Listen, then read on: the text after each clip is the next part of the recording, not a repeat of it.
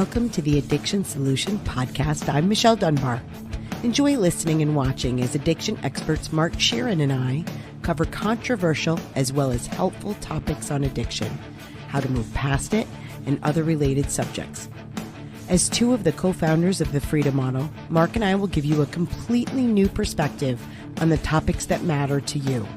We will take to task the Recovery Society's lies and misinformation and replace them with facts, research, and the methods to move on from addiction struggles without 12-step meetings, rehabs, and the shackles of endless recovery. Let's escape the treatment and recovery trap together and learn. Hey, everyone. Welcome to the Addiction Solution. I'm Michelle Dunbar. And I'm Mark Sheeran. And Michelle and I, along with our colleague Stephen Slate, wrote The Freedom Model for Addictions, Escape the Treatment and Recovery Trap. Today we have a awesome topic and inspired by my coaching sessions with a couple really great students that I have. I mean, all my students are great, but these students have just inspired me. Yeah. So how did I frame it in the office? It was you can make decisions based on obligation or happiness. Yeah. So we've covered this in various ways through the years, but never in this explicit way. People, and I do think that there are certainly men who have a sense of obligation, let's say with elderly parents, for example, or children. But I do think that the obligation causing unhappiness in people is bigger in women. Yeah, I do. I think that's true. Yeah. Almost all of my students, especially the ones that are 40 plus, have so many different obligations, and they feel a lot of times their substance use issues stem from feeling like they need an escape, right? Like everything in their life is duty and drudgery, and that they don't have their own lives. Boy, when you say it like that, I just got thinking, holy cow. I don't think I think it's equal. And I think it is. Let me tell you why I think that. I think that a man the obligation may not be in the home as much as right. It's different in obligations, work, right? That it's our job, no matter what, to carry the family financially. Maybe that's less so in these days, but I think that that's always been a Western thing. I know I feel that pressure. I've always felt that pressure, and my wife has never said it, that I have to do this, but I automatically feel like it is an obligation. Now, I happily do it because I'm aware of the things that make me happy. And so I don't think I frame it as obligation. Yeah. Well, I see memes online, like funny videos and stuff where women will say, trying to drink enough water and get my exercise and take the kids to practice and go work. A lot of women work from home and stuff too. So they not only have, the obligations of the home, but they have the obligations of bringing in money also now. And if you frame, I got caught up in that because I was a working mom. There was a period of time where I was a stay-at-home mom. It was very short. I didn't like it. I mean, I loved my children, but I wanted to work outside the home. I always had, and so I did. Once my kids started school, I went back to work here, and so I had so many obligations. And when I started framing those obligations as obligations, that's right, as drudgery, as same shit, different day. And I would get up in the morning and exercise, go for a walk. And I would get up usually between 5 and 6, then get the kids off to school and make lunches and do all of these things and try to get everything in and, work all day, come home, do dinner, bring the kids to swim practice. Like it was, and it was just every day was the same thing. And it was overwhelming at times. But I think that you said it earlier, and that is words matter, Yes. and the meaning of words matter. And if you frame your entire life duty as something is as a should or a have to, Yes. then what you do is you paint yourself in this corner where you feel like you don't have choice anymore. Yep. And boy, when you go down that path, it's very easy for the definition of obligation to be drudgery. Yeah. It becomes Misery. Yeah. Yeah, it becomes this sort of automatic response, and that is I have to do this. Now, it's so interesting because you talk about changing babies' diapers or Hmm. even elderly parents' diapers when they become infirm, right? Yeah. And if you frame that as I'm obligated to because I have to and I should, but I don't want to, what you've done is you've begun to lie to yourself, because if you are actually doing the act of taking care of that person, whether you call it obligation in the negative sense That's right. or not, you do want to do it because your actions belie your actual inner truth. That's right. So what I would suggest at that point when I'm coaching somebody is, hey, you don't have to do that. And they go, no, I have to. And I go, whoa. There are people that don't. They come up with an alternative solution. Well, I couldn't do that. See, shouldn't, couldn't, can't. All of this frames them in that nasty corner. Yeah. Right. So jump in anytime. Yeah. No, So well, I wanted to say was it's so brilliant because when I started thinking of things as obligations, as duty, as drudgery, I was unhappy doing it, but still doing it. yeah. And you're right. And I can remember, I think you and I had that conversation a long time ago where you're like, well, you obviously want to do it. So why would you do it and be miserable while doing it when it's clearly something that you want to do? Why not figure out the reasons you want to do it Yeah. and embrace those reasons? Yeah. So whenever we would have these conversations, or when I coach people and they say, well, you fucking think I want to do this? Right. And it's interesting because it coincides a lot with, it parallels this idea of addiction or powerlessness, or I don't have choice, or I can't stop myself. As soon as human beings start using language where they can't, they should, they have to, what we're doing is we're lying, because we don't have to do anything. No. Now, there's obviously some caveats to this. For example, if you are in prison, and this is where things get very strange. If you, one human being can trap another human being's physical identity. In other words, they can imprison you, they can hurt you, they can assault you, and you may not have choice in that. But within the confines of our mind and how we interpret a set of circumstances is where all the freedom lies. And this is obviously Stoicism, but it's more than that. It's this idea that I can change shouldn'ts to, right, shouldn'ts or can'ts, or I have no control, to do I want to? Right. Questioning, is this really what makes me happiest right now, changing these diapers? And the answer is, well, of course, if you're doing it, you obviously believe that the alternative is worse. Right. And you don't want to leave that baby in the dirty diapers, because if you did, you would do that. People do. So it's such a profound thing when you start to understand, oh my God, I don't have to do anything. And when I go through this with an exercise with students who are really deeply caught in being shamed as children, that they have to be this person, that their parents or this maybe abuser told them they have to be, or that they can't do this, or that they should do that.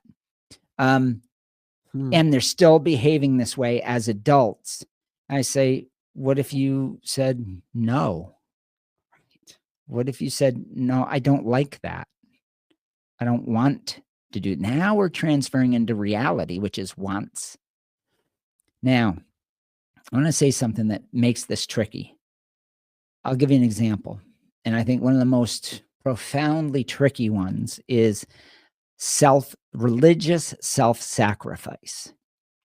I am going to sacrifice my happiness for God or for humanity. I'm going to hang on my cross. The interesting thing about that is the positive drive principle doesn't suddenly evaporate. Right. So even in cases where we are deciding to sacrifice, we enjoy some part of the sacrificial imagery, either to ourselves, to our God, to humanity, to the circumstances, or we wouldn't embrace sacrificing ourselves. Right. When you say enjoy, what you're saying is we see some benefit. We see some happiness in it, in that choice that we're making.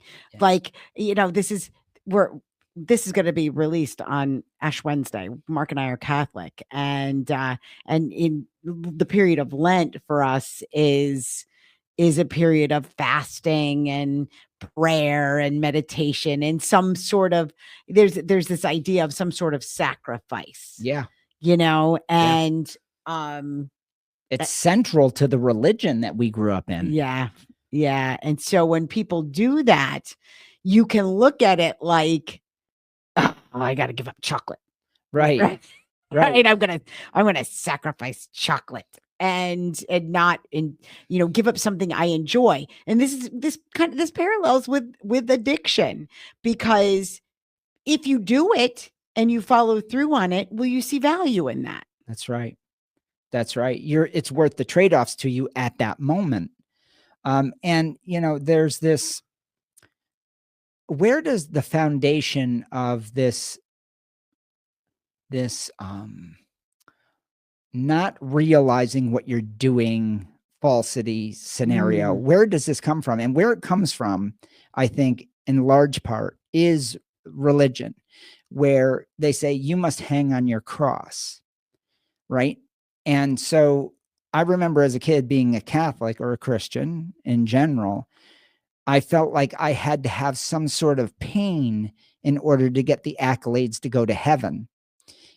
It's such a weird idea, but it's predicated on the idea that Jesus hung on the cross, but we forget that he volunteered for it. Right. At any point, he could have denied himself. He could have denied what was going on. He could have defended himself, but he didn't do any of that. He literally took the fast track right to hanging on that cross and being crucified. And we see events like this with people all over the world that aren't anything Christ-like, that choose all kinds of bad situations by sticking needles in their arms and drinking themselves to death. And people say, well, they didn't choose it. No, they chose it. Yeah. They chose it. Now, they may have been really confused, really sad, really screwed up like I was and like she was at one time. But it's confusion that is the problem. It's not that we didn't want to drink when we were drinking. We did. We were confused about the fact that there are other alternatives and a different way of thinking that could have got us out of that easily. And so we floundered in that pool, but we chose that. We still chose it when we were in it, when we were in the misery of it. And we found little pieces of happiness throughout that. And just because we couldn't see out at that time doesn't mean that it was involuntary. At any point, we could have said, wait a minute, maybe I can change. Or somebody could have come along and let us know that. Now, the sad part is if you're not told any of this stuff and you feel like obligation runs you and nobody ever explains what the positive drive principle is, you can die in a miserable Oh, pool. yeah. We've known people. Yeah. because you really believe there is no way out of the misery.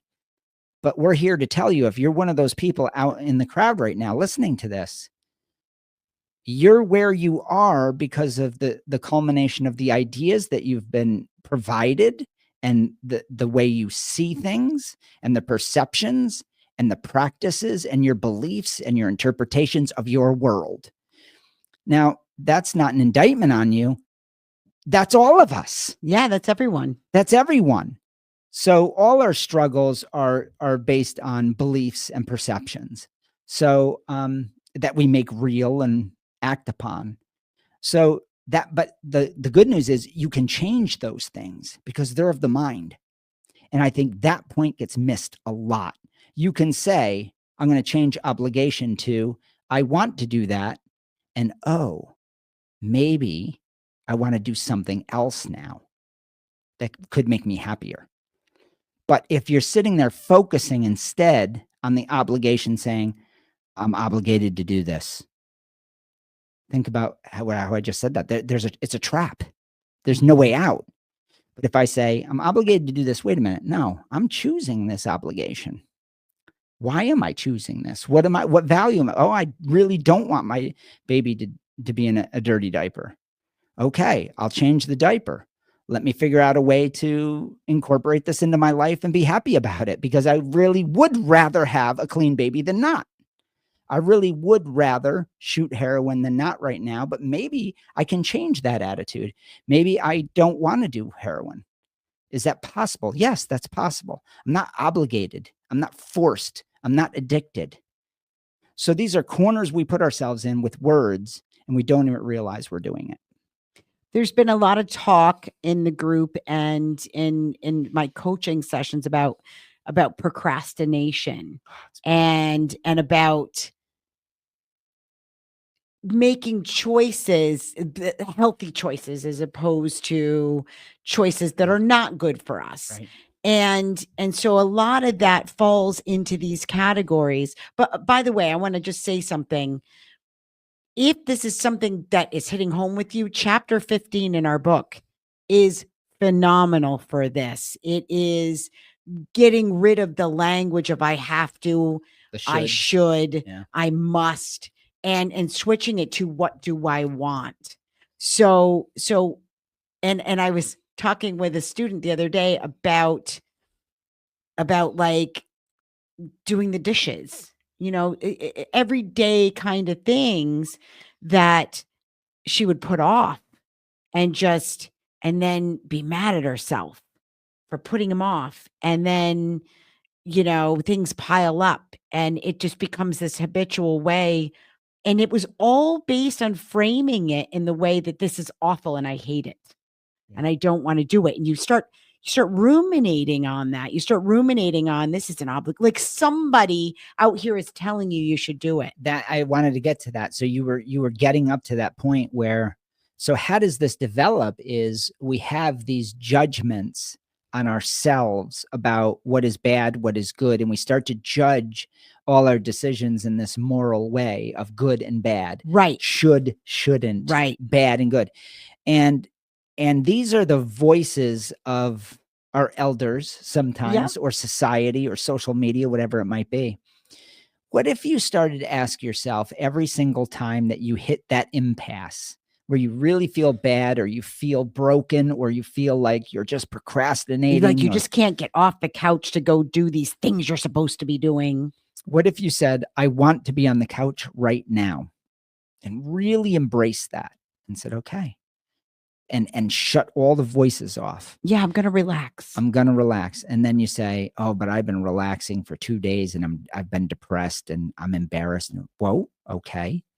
So you feel shitty. Mm-hmm. You feel shitty. So is it possible that you might want something else? Now, in order for this to work, this process of crawling out of these sort of states, you have to shut down shoulds. Yep. You have to shut down guilt. You have to shut down the voices of guilt. You have to shut down the voices of your mother, your wife, your brother, your friend, society, social media. You have to push all that out and go, what the fuck do I want? That's right. What do I really want? And it's so funny because once you embrace where you're at, really own it. Be like, I really like procrastinating. Then it gets kind of easy to go. Then you're able, all the mystery surrounding it, the powerlessness narrative starts to dissolve. Start going, no, wow, I like this. At some level, I really do like this. I'm going to embrace that for a second. And then it becomes very clear. The object of procrastination, or the object of sticking a needle in your arm again, or taking that next drink, or having that affair becomes very clear. This is what I want, and I'm going to embrace it. And then suddenly you may say, wow, do I? Maybe I can change. But I'm telling you, that step that I just did will not happen if you say, I'm bad. Yeah. I'm bad. And I shouldn't do this. I I'm shouldn't addicted. want this. This is who I am. Yeah. I procrastinate. That's what I do. I push off responsibility. I'm bad. I should get up and do something. I should. But do you want to? That's it. Do you want to? Maybe you don't want to get up. Then embrace sitting. Then you sit some more. But if you embrace it and look at it, own it.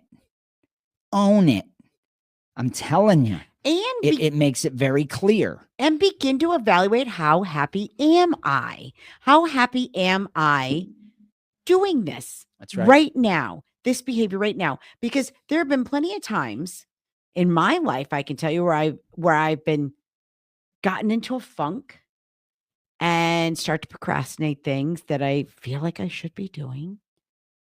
And then I start to feel crappy. And then what do you do when you feel crappy? Well, you mire in it a little more, and you feel a little worse. And you kind of just go with the flow, you like let your emotions kind of run you, but it feels like they're just happening to you, but they're not. You're choosing them. Well, here's a dead ringer for how much you're choosing them. So almost invariably when I'm coaching somebody, and I know Michelle does this too, you say, does that state of mind happen forever? Right. Do you literally live on the couch? Well, no, I'm talking to you right now. I go, okay. And they're like, but I'm in my bathrobe, and I go, okay. Still in my jammies. Yeah. And I say, are you going to be in your jammies forever? And they go, no, I do get sick of this. And I get to a point to where I just can't take it anymore. And then it sort of runs its course. And even with the most quote unquote depressives, we see this over and over. And quote unquote addicts who can't, but should stop, right? Even that class doesn't go to the bar one night when they're sick enough.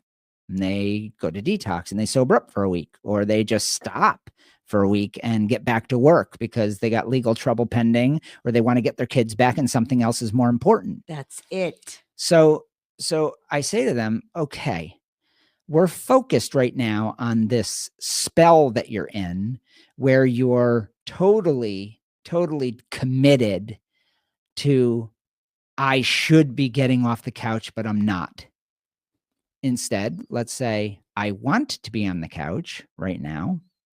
Most likely by the end of this week, I will have matriculated off of this couch, because naturally I do that if I look at my pattern. And I go do something else for a period of time. I don't forever chase heroin.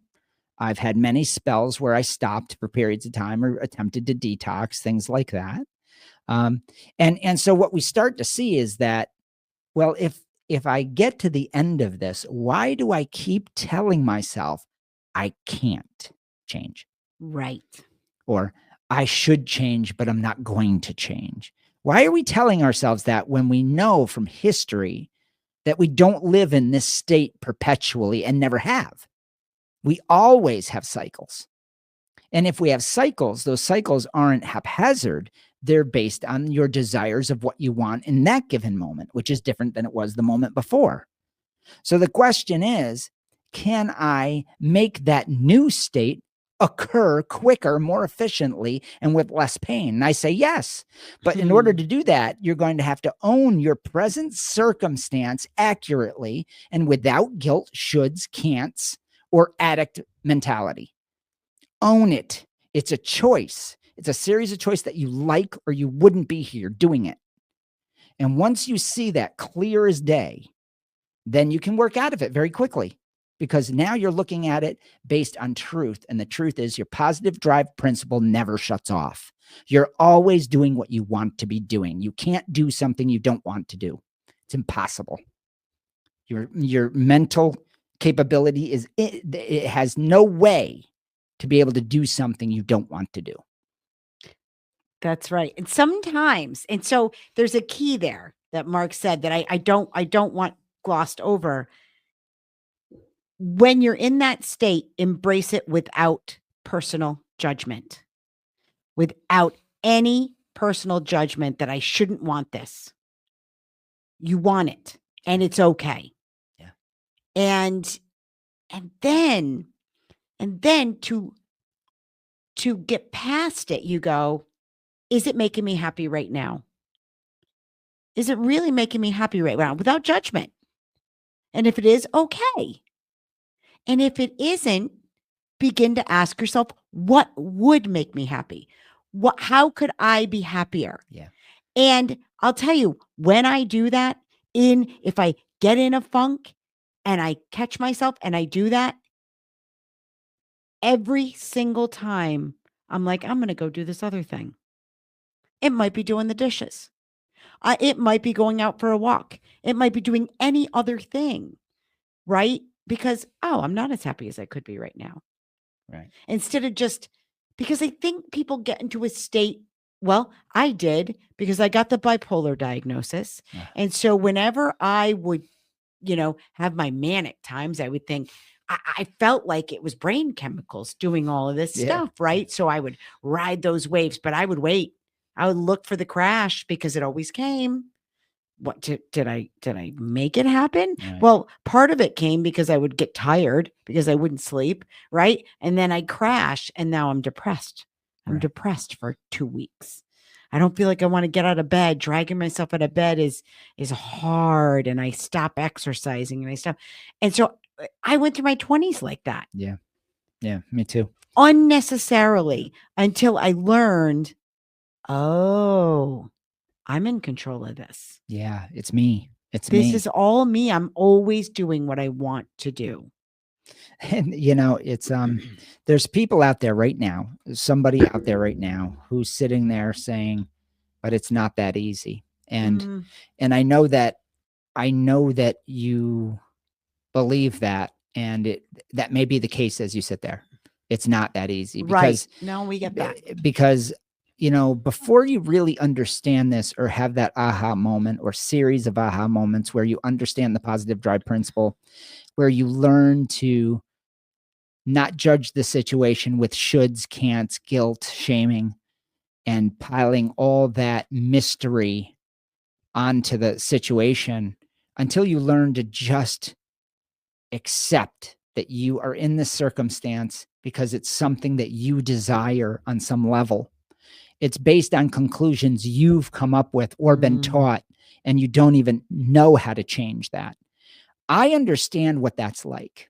I understand to be mystified by my crazy and to be totally hopeless. Yep. So I'm not, and I know, Michelle, I'm going to speak for her too.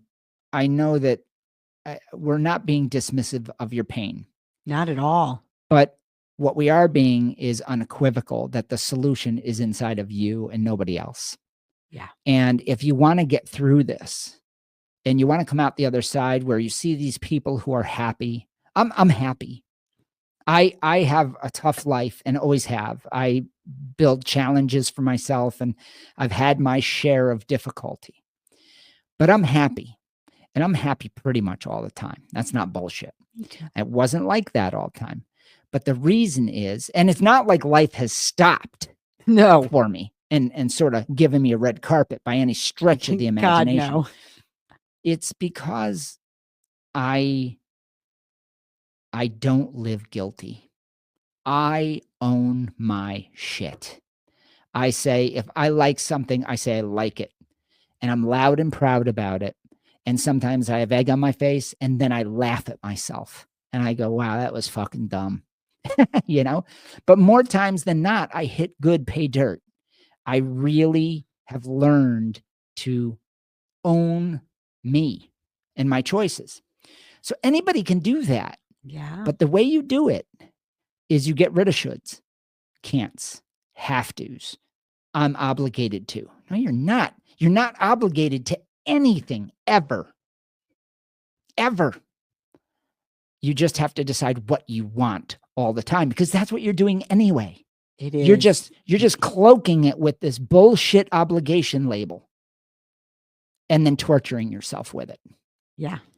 And it's a lie. It's just a fabricated idea for people to manipulate each other and judge each other. So I just refuse to play the game. Michelle refuses to play the game. We teach others how to refuse to play that game and live the life that they want. If I feel like self-sacrifice is important and I put that label on it, I giggle at myself. And I know that if I'm sacrificing at church, let's say I tithe 10%. I don't do that. But if, let's say I did give 10% of my income, you know, as some sort of sacrifice, it wouldn't be sacrifice. I do it because it makes me feel good.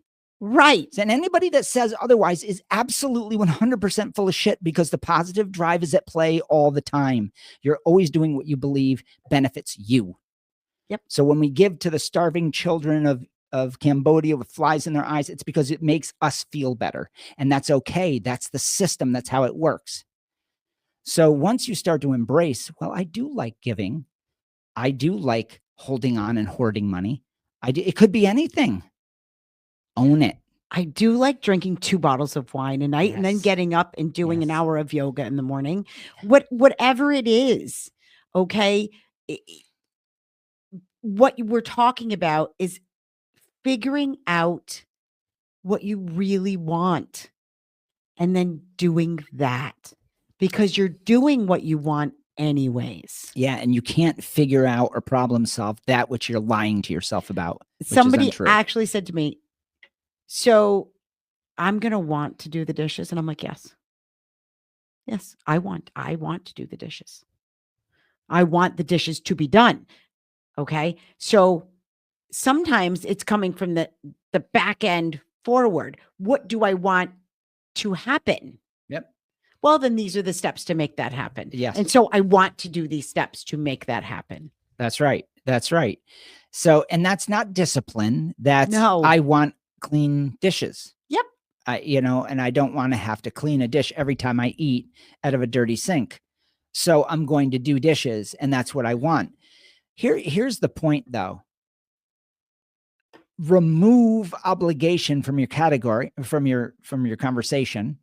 Yes. And from your thoughts. Yeah, just remove it. Remove shame, guilt, motivations that aren't yours, aren't your wants. Yes. Own your wants and then gauge whether they are truly fitting your values inside.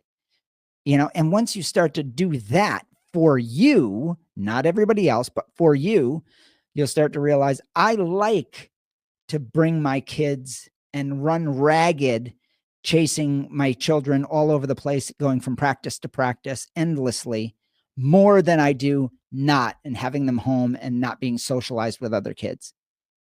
And that's what I like. Or you might say, in my case, I liked having a house very far out in the country, even though it isolated my kids to a certain degree. And that for me was more comfortable, even with my children. And I thought this through. And I said, I'd rather have them there than immersed with kids so that we had a place of solitude when they needed it.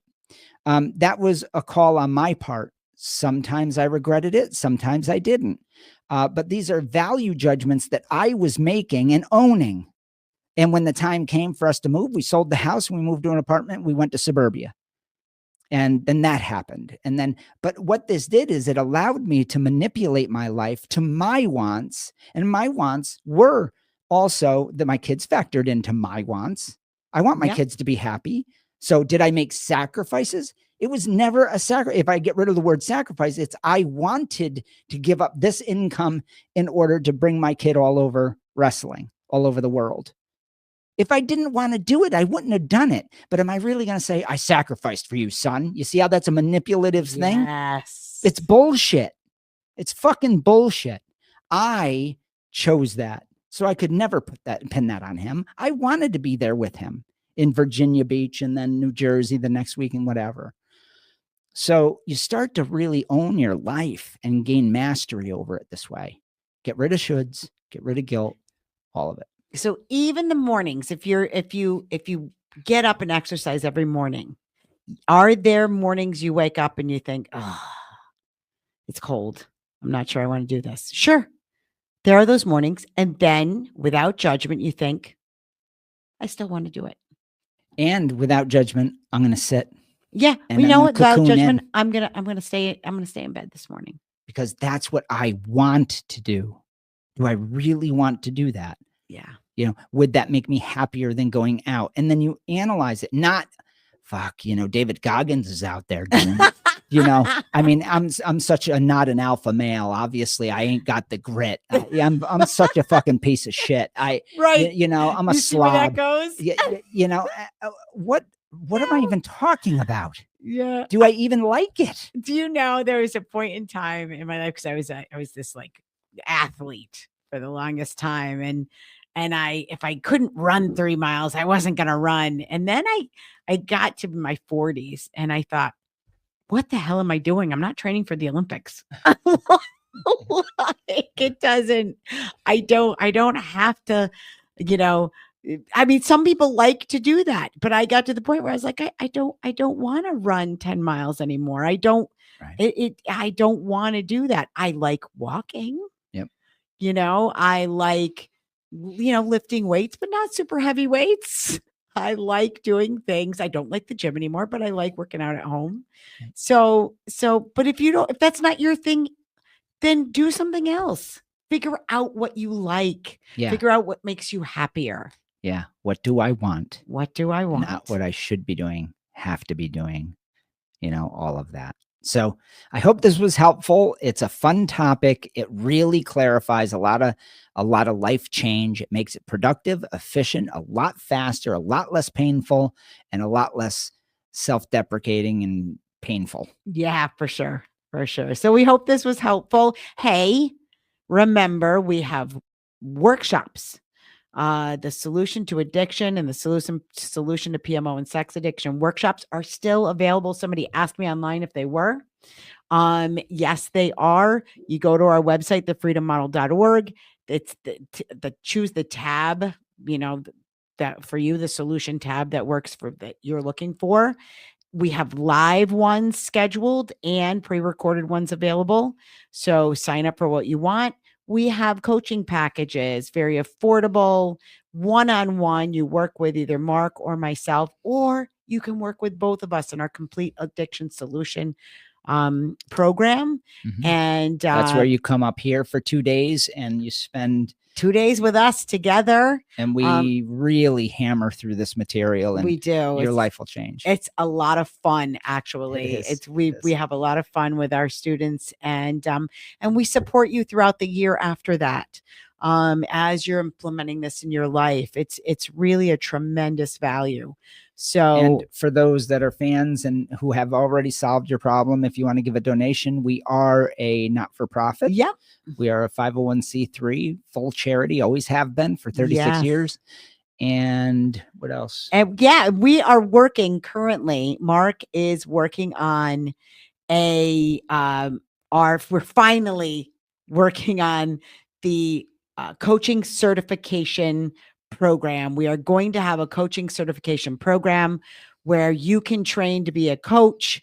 We will keep you posted on that if you're somebody that's interested in that. Now we've always had it, but I'm going to make it official. Yeah, we're gonna really beef it up. We've learned a lot. We have 5 coaches now, but it's going to be really comprehensive. There's going to be continued training, and you'll be independent. That's right. Right up until now, our coaches all work for work for our organization. But we've had a lot of therapists, psychologists, and different professionals in the mental health field ask us if there was training to be a certified freedom model coach. They can incorporate it into what they're doing. And that's why we are making an official coaching program so that people will be able to do that. Yeah, that's the big difference. So it's going to be worldwide. Yeah. So thank you, everyone. And we hope you have a great week.